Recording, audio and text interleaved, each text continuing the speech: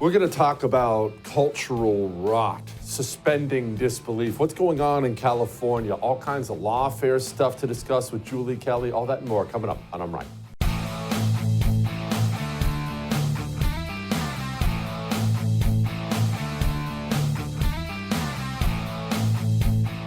All right, let's talk finally in a very frank way about these California wildfires. I told you last night we weren't going to dig into it. We're going to dig into it more tonight, but not really in a specific way. I'm not going to break down the fire hydrants and the water pressure and the brush. We'll get to all that. But I'm going to tell you a little story first.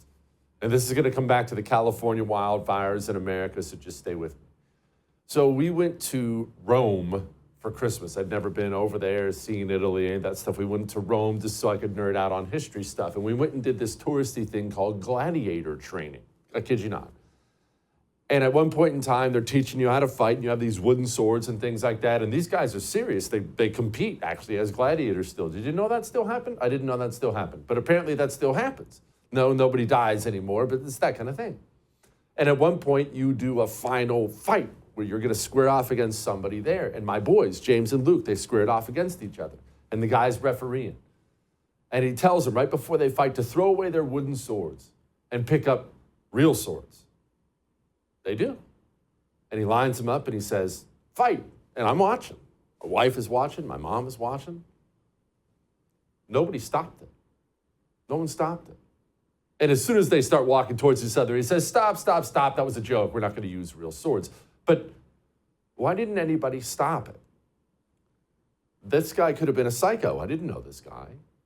Maybe he was going to have my sons start hacking away at each other. I didn't know any better. Why didn't I stop it? Because I had it built into my psyche. I had it built in that surely someone would stop it. Surely he's not serious, but I didn't know that. And he actually said, in all my time doing this, no one's ever stopped me. No one with that joke. So let's talk about California wildfires. This is going to apply to so much more than California and wildfires. Let's talk about our society, the society in which we live. Here in the United States of America, we have lived with plenty for the entirety of your life, of my life. Doesn't matter how old you are, if you're 95 or 5, the fire hydrants always work. The American military is always the best. America's federal law enforcement can always stop a bunch of deranged jihadis if they were to declare an open war here inside the country. There are things that have always existed. The grocery stores, the stocks, the shelves have always been stocked. We are accustomed to everything working all the time. And so when we wake up one day and we see, wait a minute, they can't put out wildfires? It looks like a scene from a horror movie. Have you seen the pictures today? Look at this stuff, the video, the pictures. Just whole neighborhoods wiped out, devastated.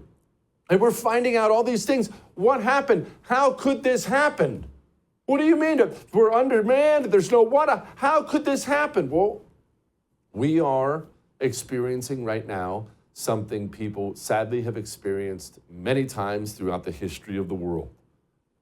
When you get comfortable as a people, when the roads are always paved, the shelves are always stocked, fire department is always able to stop the fire. When you get used to living in a functional society, you tend to neglect it. It's just human nature. Things work, so I don't have to get involved. And then evil people, they will take power and they will begin to hollow you out from the inside. And you don't know, I don't know, because we're not paying attention. After all, the roads are paved. I still have bread. What's the big deal? The Wi-Fi is working. I'm on my phone right now. Who cares? But you wake up one day after having been hollowed out for the longest time, and things don't work anymore. What do you mean we can't stop the fire? What? Always been able to stop the fire. But these things don't just happen, you see. They happen because evil people take over positions of power and they pillage your society. And that has happened to us across our society. And this is something, none of this stuff is surprising to people familiar with California, familiar with how the politics run there. Remember when Donald Trump went on Joe Rogan and said this? They said, we have no water. I said, do you have a drought? No, we don't have a drought. I said, why don't you have no water? Because the water isn't allowed to flow down. It's got a natural flow from Canada all the way up north. Water, more water than they could ever use. And in order to protect a tiny little fish, the water up north gets routed into the Pacific Ocean. Millions and millions of gallons of water gets poured. I could have water for all of that land, water for your forests. You know, your forests are dry as a bone. Yeah. Okay? Dangerous. That water could be routed. You know, you could have everything. Oh, not only dangerous, billions of dollars a year they spend on forest fires. And, you know, there's a case with the environment. They're not allowed to rake their forests because you're not allowed to touch it. And all they have to do is clean their forest, meaning rake it up, get rid of the leaves, get rid of, leaves that are sitting there for 5 years. And we'll certainly get rid of the dead fall. And get rid of the trees that have fallen Yeah. that, are like. Well, let me ask you something. Why weren't these things done? That's basic stuff. I grew up in Montana where forest fires are a way of life. Cleaning out the dead stuff, it's basic stuff. Why weren't these things done? Because evil enviro-communists took over critical positions of power in California, and the people didn't know and didn't care.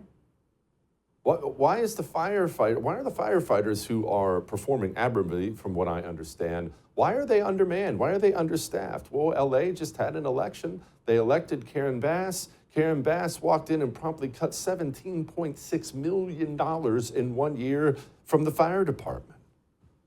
And speaking of the fire department, have you seen the fire department in LA?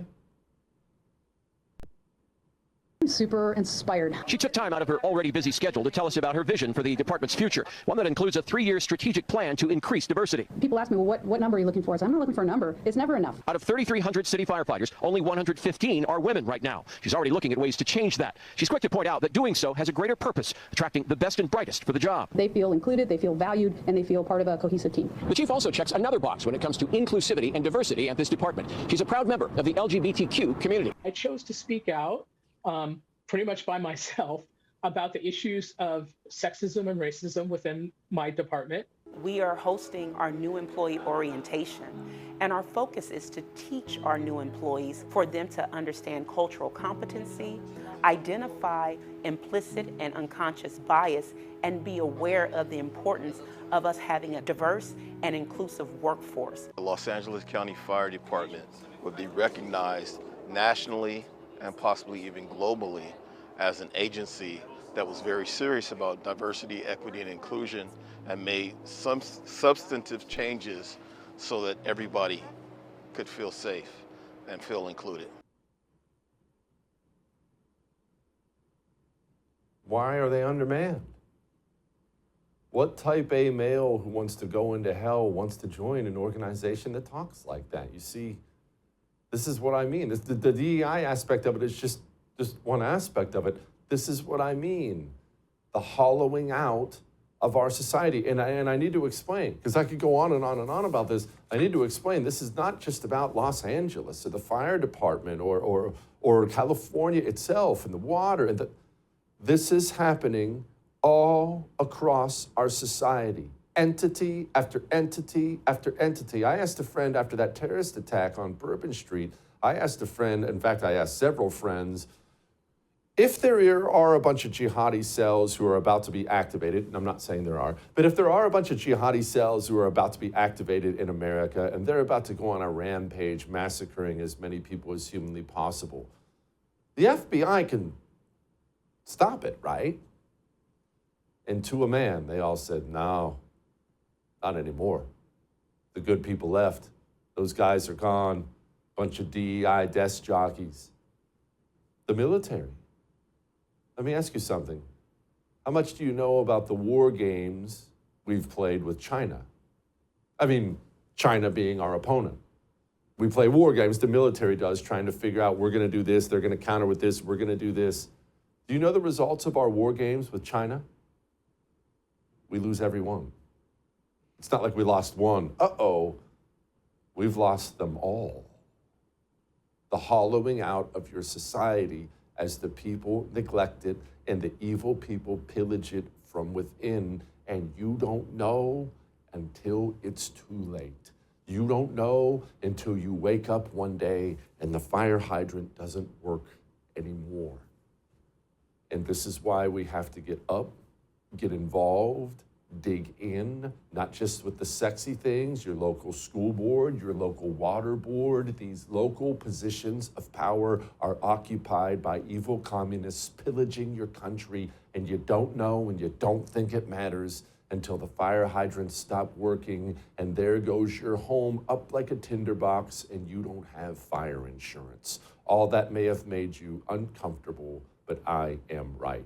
Mike Cernovich lives in California. He's been ranting about these things. We're going to talk to him in more detail about them in just a moment. Before we get to that, let's talk about sleeping well at night, because you may have a hard time with that after what we just talked about. That's why I have Dream Powder from Beam. You see, I'm well aware there are a million things that can help you sleep. Prescription things, over-the-counter things. Just take this and you'll sleep. What do every single one of those things have in common? You wake up and you feel like garbage. The point of sleep is so I can wake up and feel rested. All of them, you wake up and you're groggy. Dream Powder doesn't do that. It's a cup of hot chocolate, but it has melatonin and things like that in it. It's delicious. Mine is cinnamon chocolate. They have a bunch of flavors. Sip on a cup of hot chocolate before bed. Sleep like a baby and wake up feeling great. Shopbeam.com/Jesse Kelly. We'll be back.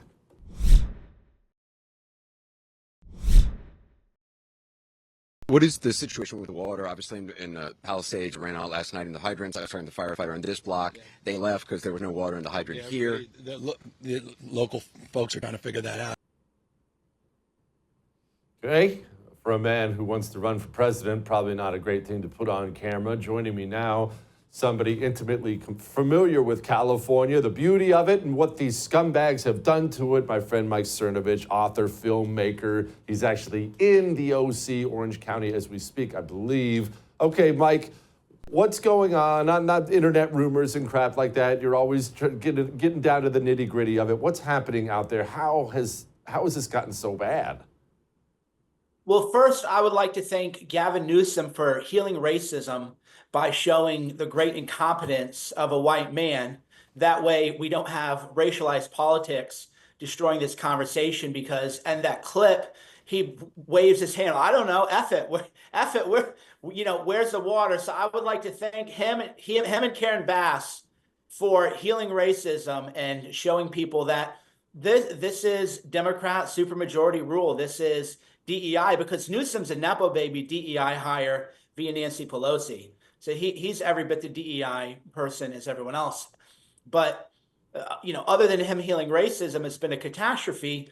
And luckily in Orange County, they don't allow arsonists to run wild. They don't allow homeless encampments.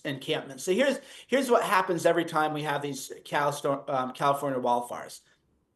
The narrative becomes climate change.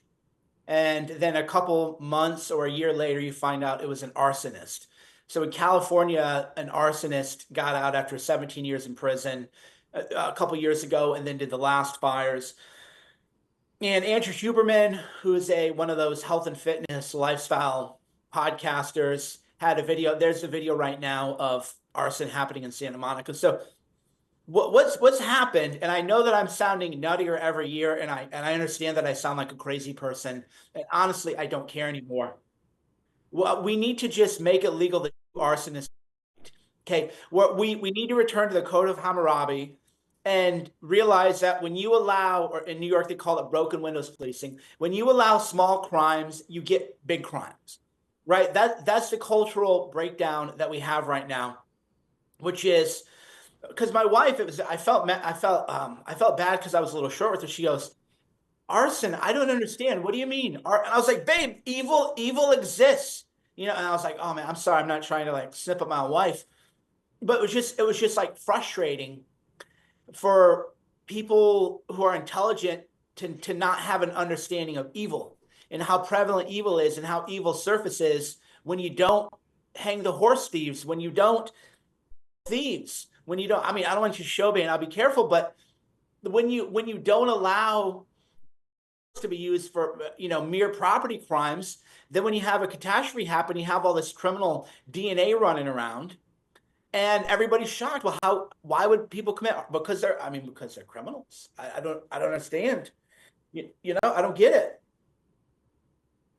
Mike, why are there so many arsonists? And I ask it this way because in Montana, I know we went through this a lot, and lots of times if you find these people, they end up being the greenie types, trying to start a forest fire for whatever different reason. Obviously, everyone has heard the rumors by now. Are we dealing with homeless druggies? Are we dealing with greenie types, just flat out arson guys who like to burn things like a child? And I realize that's kind of a vague question, but I am curious, is there some motivation here? There was a fire or two back. It was a fire department person, actually, someone connected to the fire department. So here's the problem when you allow lawlessness, and which is what Soros County does and what LA County does. Okay, is it a China sabotage team? Could be.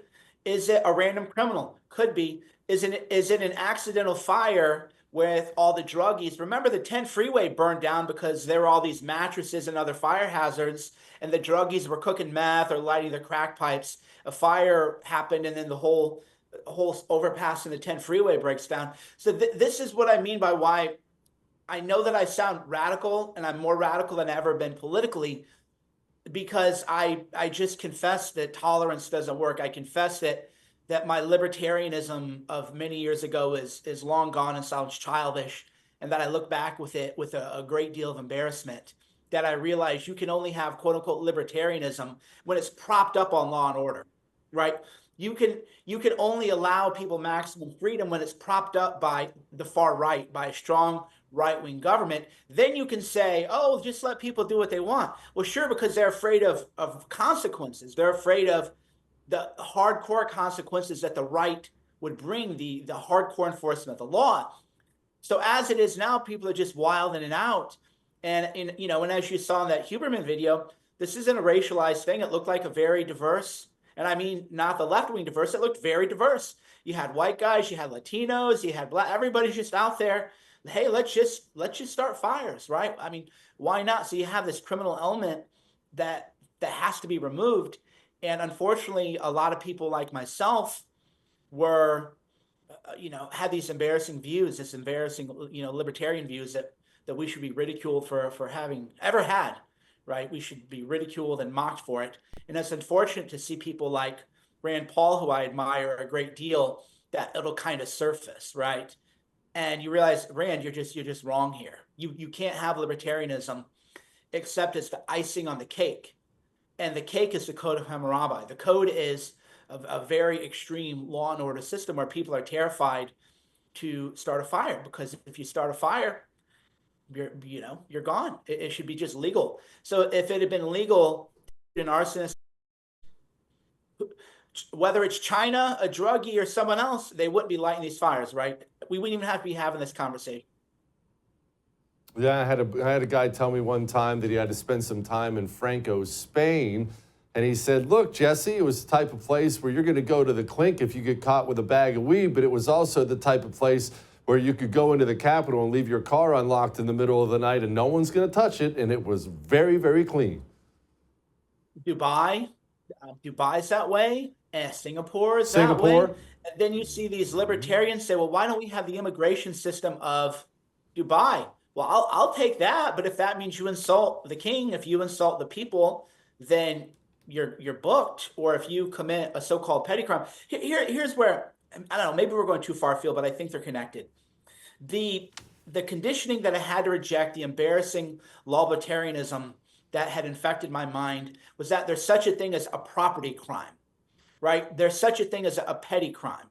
And the answer is, no, there isn't. There isn't. That's just what people can get away with.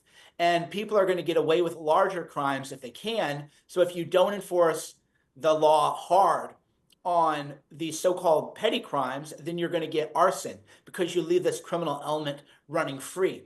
And everybody thinks, well, now's the time to just be a criminal and run wild. So all these problems are the fault of Democrats in California, but also the libertarianism that infected the Republican Party, and to my great embarrassment, And shame had once infected my own mind.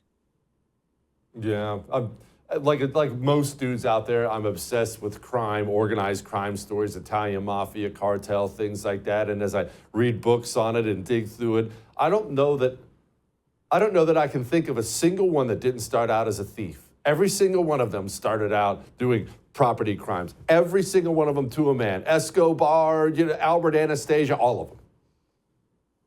Yeah. You look at the organized crime began with small so-called petty crime, but then you need a gang to protect your crime. And then next thing you know, you have a gang. So it's a gang. They do gang things? And then all of a sudden you have all these problems. So my hope is that everybody is going to the right.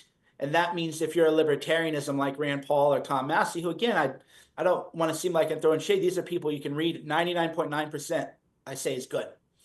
But then Law and Order comes up and they suddenly are like, this little libertarian stuff coming out. No, gentlemen.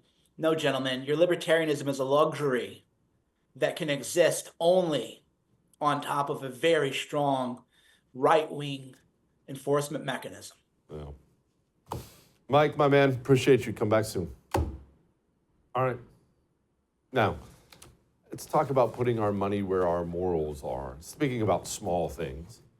How do we fight? What do we do? Well, there are a million battles we can fight. They're all around us right now. It's not just legal and local. Where do you spend your money? Where do you get your cell phone service from?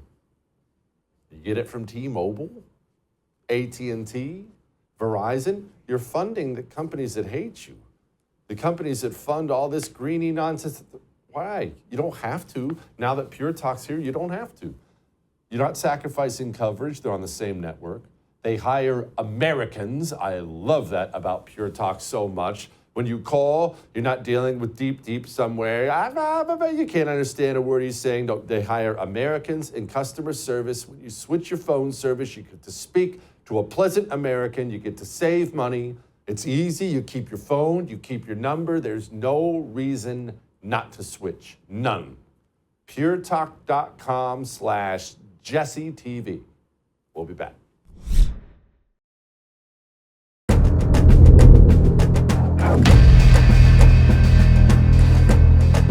Okay, so what's going on with all the Lawfare stuff, Jack Smith, New York City, the insanity out there? I don't even know why we have to talk about this. I thought all this stuff was gone in a way, but, well, maybe it's just fading. Joining me now, my friend, you really need to subscribe to her Substack called Declassified. The great Julie Kelly joins us now. Julie, why are we even talking about these things? I thought all this stuff was gone and done, and by the grace of God, it's over.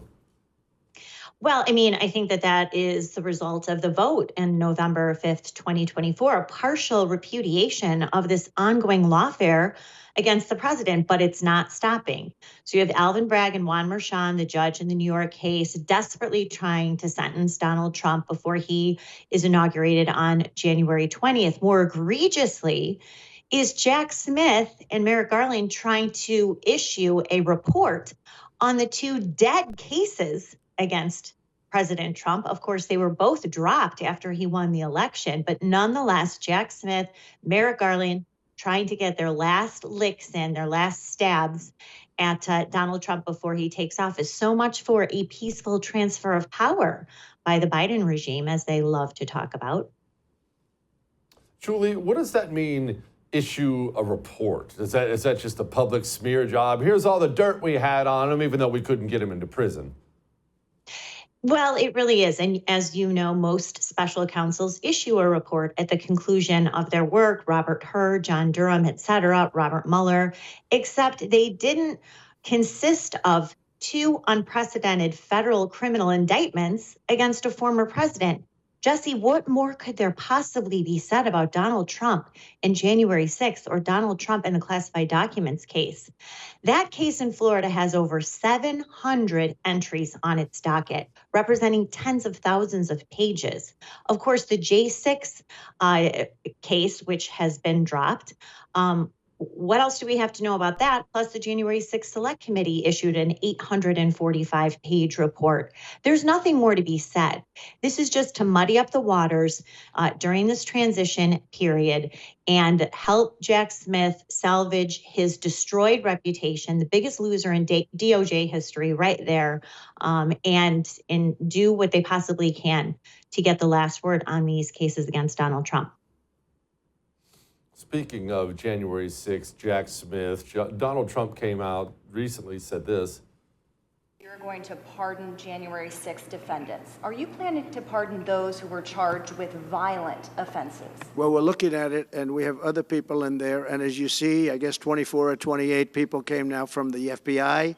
That came out very quietly. Nobody reported it, but they had people in some form related to the FBI. They had 4 or 5 people that were strongly related to the FBI. We have to find out about that. People that didn't even walk into the building are in jail right now. So we'll be looking at the whole thing, but I'll be making major pardons, yes. Julie, that's music to my ears. Not really much on specifics, which I don't blame him for, but sounds good. I know you've been hot on this for a long time. Are you happy? I am. I think that that is a good start. I do like Donald Trump pivoting a little bit to the stories that the regime media will not cover, such as FBI informants in Washington and at the Capitol on January 6th, or bringing up the unsolved pipe bomber case. So yes, this is a good start. I do expect that there will be some action taken on day one, especially those convicted of low-level misdemeanors. But look, this is urgent, Jesse. They are still arresting people. DC U.S. Attorney Matthew Graves, on the 4-year anniversary of January 6th, said that he might charge 200 more people. They sent a man today to federal prison, sentenced to 40 months on civil disorder and 2 misdemeanors. They are putting a man on trial tomorrow for January 6th. This is not stopping. So while those comments by President Trump are encouraging, personally, I like to see some more specifics because people's lives are still being destroyed at the hands of this DOJ, and they are going to do it just like Jack Smith and Merrick Garland till the very bitter end, 11:59 a.m. on January 20th. Is Matthew Graves going to be tried? He should be tried. How does this work, Julie? So I believe he will be under investigation for selective and abusive prosecution, prosecutorial misconduct, especially related to systematically denying the constitutional rights of J6 defendants, withholding exculpatory or Brady material from defendants and from their lawyers. There's a long list of abuses from Matthew Graves, not the least of which is his unlawful application of 1512c2, obstruction of an official proceeding, that was reversed by the Supreme Court. But shockingly, Matthew Graves refuses to issue some sort of blanket vacatur of that 1512c2 conviction. People still in jail on that conviction while he tries to work around the Supreme Court's ruling there. So I think that that is the ripest area for investigation into Matthew Graves among, like I said, a long list of abuses by this DC U.S. attorney. Julie, let's talk about January 6th. Rewind a little bit. FBI, January 6th, and the pipe bomber. I'm starting to hear more about the pipe bomber now. Not that I'm hopeful we're ever going to find this crazy individual. What's going on? So the FBI just all of a sudden decided it would release what they called new footage of the still at-large MAGA pipe bomber. And this is supposed to show the public that this individual planted a device outside the DNC the evening of January 5th, the night before. Now, what congressional Republicans, Representative Barry Loudermilk and Tom Massey issued a report the same time the FBI was releasing this new footage, actually beforehand. And it demonstrated that the FBI basically stopped looking into this issue in February of 2021. Now, why is that? How come, Jesse, they can still be arresting people to this day, but they still can't find the person that almost assassinated Kamala Harris when she was inside the DNC and Nancy Pelosi as her motorcade sped by this alleged lethal and viable device, we're told by the FBI, on the afternoon of January 6th. Yeah, why indeed. Okay, so there are a lot of talks about preemptive pardons. Why does Liz Cheney need one? What crimes did Liz Cheney commit? Well, let's see. Aside from the obvious, Liz Cheney just being a traitor and her whole family heritage there, what she did in the January 6th Select Committee as vice chairman, we now have evidence, as Loudermilk's committee also uncovered, the destruction of evidence, up to a terabyte of evidence produced by that committee that we paid for, by the way, Jesse.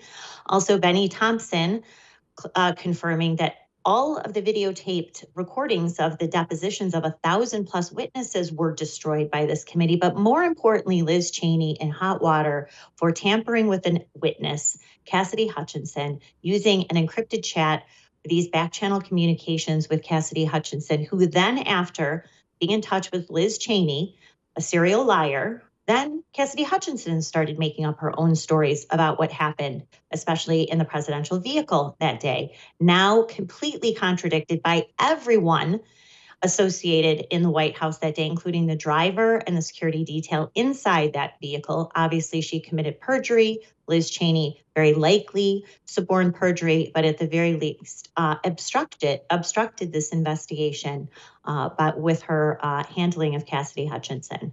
So yes, I'm sure she's begging for a blanket pre-pardon from Joe Biden because she is definitely already a target of congressional investigation. Yeah, let's hope. Julie, as always, thank you, ma'am. All right, we're not done yet. Let's talk a little Russia, Ukraine, another 500 million, Russiagate. There's a lot of Russia coming with Hans Mahncke. Next.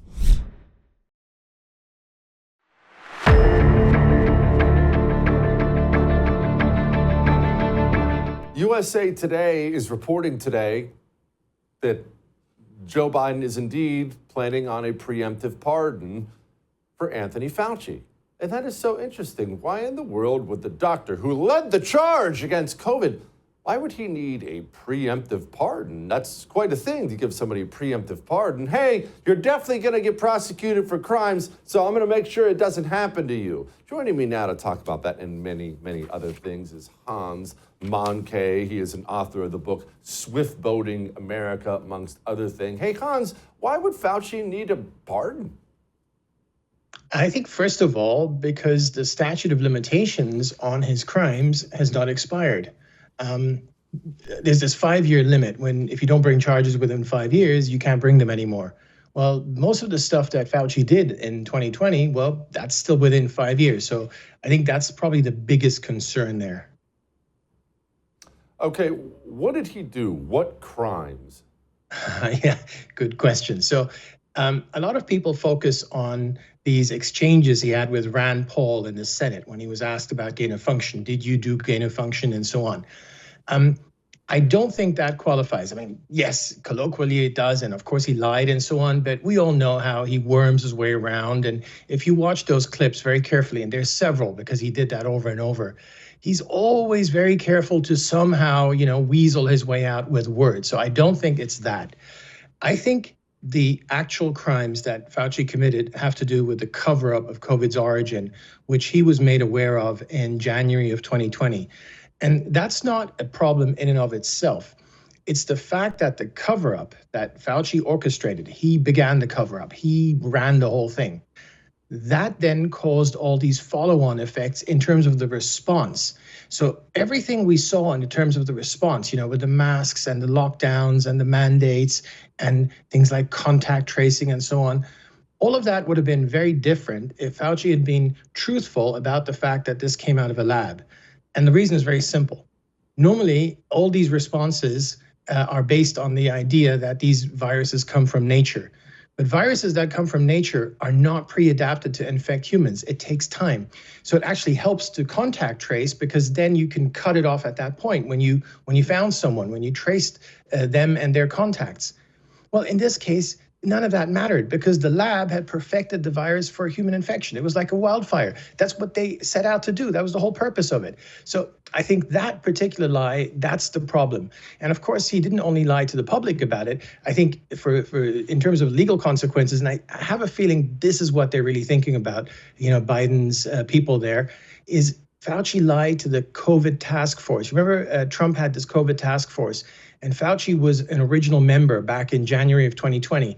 And the task force, those were the people who in the White House were discussing the response. And he lied to them because he didn't tell them about what he knew about the origin. And all the other disasters flowed from that.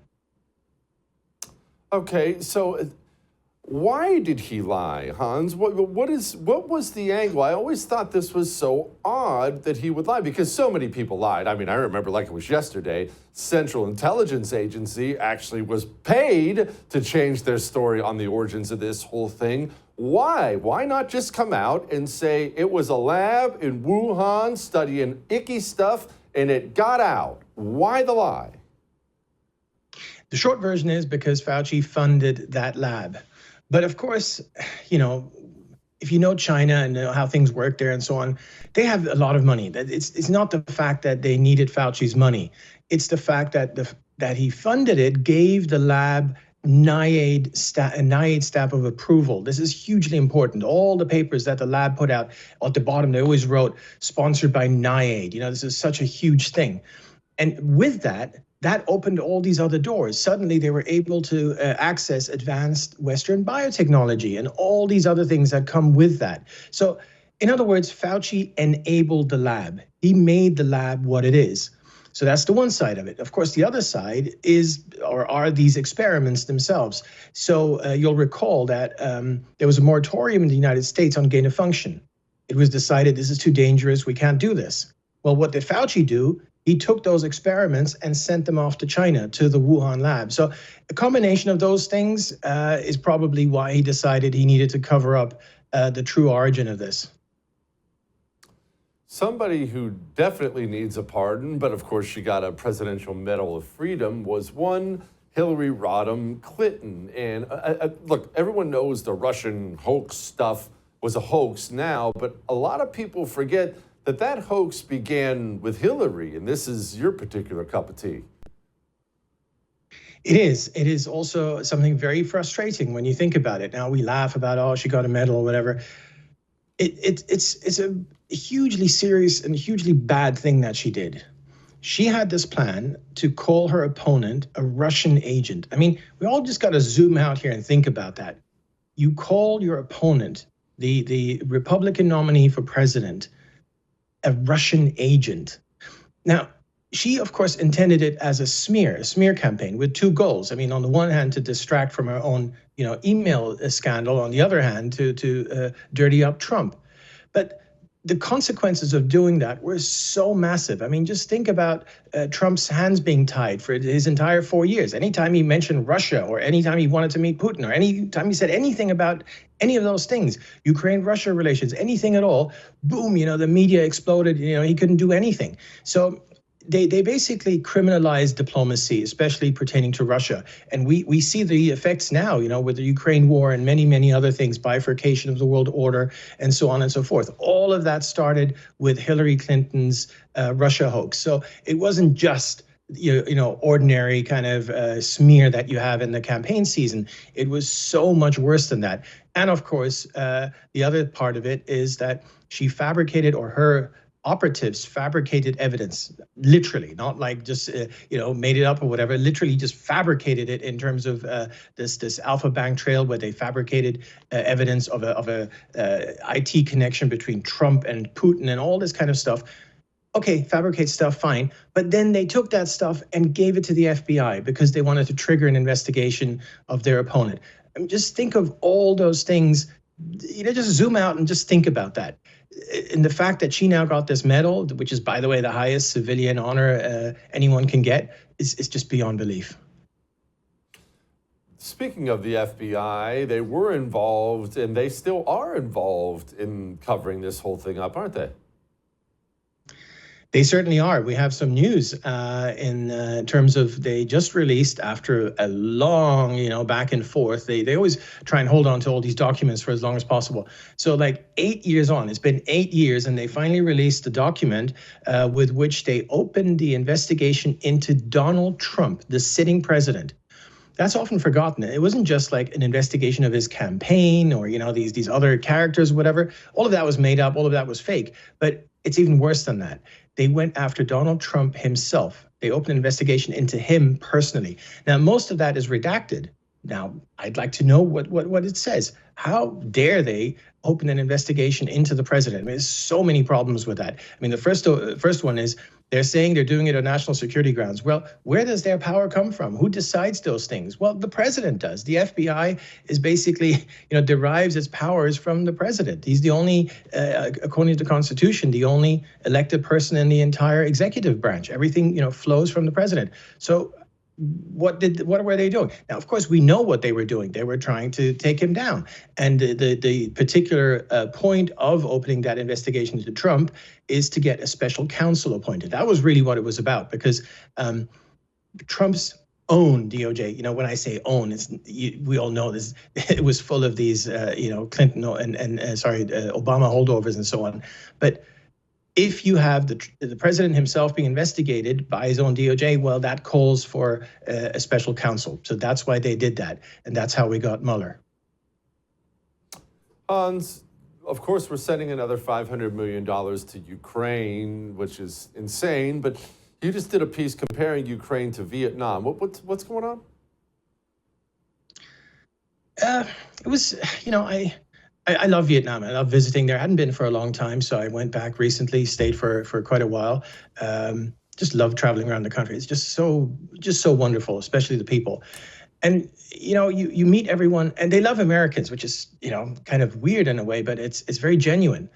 And what just struck me is all the same mistakes that were made. Vietnam and the U.S. should have never had a war. Just, should have never done. And, the piece explains this in far more detail. But if you think about it, what's the U.S. doing in Ukraine? And then you come up with all these kind of parallels, and it all really culminated. There's a museum in Saigon where basically the Vietnamese are displaying all the left behind equipment that the Americans left behind. And they do it without commentary. It speaks for itself. It's so powerful. And you're there and you're thinking, this was all so totally senseless. And yet the same thing is happening in Ukraine. Essentially, these are, in Vietnam, they had old beef to do with French colonialism and all that kind of stuff going back 100 plus years. Well, Ukrainians and Russians have old beef. Ukraine is a country that's basically split along language lines, is partly Russian and partly Ukrainian. There are regional and local problems. Every time the U.S. has decided to get involved in one of those issues, it hasn't ended well. And so, just going to Vietnam and seeing it, just really, that hit home again. Yeah. Hans, appreciate you very much, my friend. Come back soon. All right, we're not done. Lighten the mood. Next.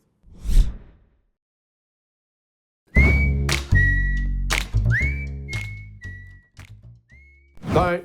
It is time to lighten the mood. By the way, do not forget to go subscribe to my YouTube channel, youtube.com/@JesseKellyDC. I want to make sure I give credit to Charlie Barons and Billy Deuce for this little skit, but man, I'll tell you what, it's about dads and talking with everybody. My father, God rest his soul, after he passed, we would bounce around town to just tell various people, the taco shop, the gun store, the farm. We'd tell people that he was gone, and it blew me away that he had apparently talked to everybody in town. Everybody knew him. The people all over town started crying when we told them. It's just dads, those old school types, they have a way of making friends everywhere. Oh, yeah. Oh, I'll have what he's having. What are you getting into here? Got some peppers going. I was doing the hot peppers last year, but I got tired of sitting on the Davenport. Well, what's your name? Dick. Chuck. I got a great walleye I got to show you. That reminds me, I can show you a picture of my nephew. I don't want to see your nephew. Show me a fish. They actually have some nice sales on the deer blind. You want to go check them out? Just give me 1 sec here. I just got to take my pill. Do you need a baby aspirin? That'd be good, I actually. got a couple in the pocket here. Yeah, it keeps the ticker ticking. Oh, yeah. I got some Viagra in the car. I don't know if you need any of that. Yellow? Yeah. I'll be right out. Sorry, my wife's in the car. We have the same wife. She cheating on me. You like World War II? Oh, sure. We'll have to get together, have a couple of beers. I'll show you some of the new books I got. Maybe we could clean the garage and listen to AM radio. Oh, sure. That sounds good. You have a baby aspirin?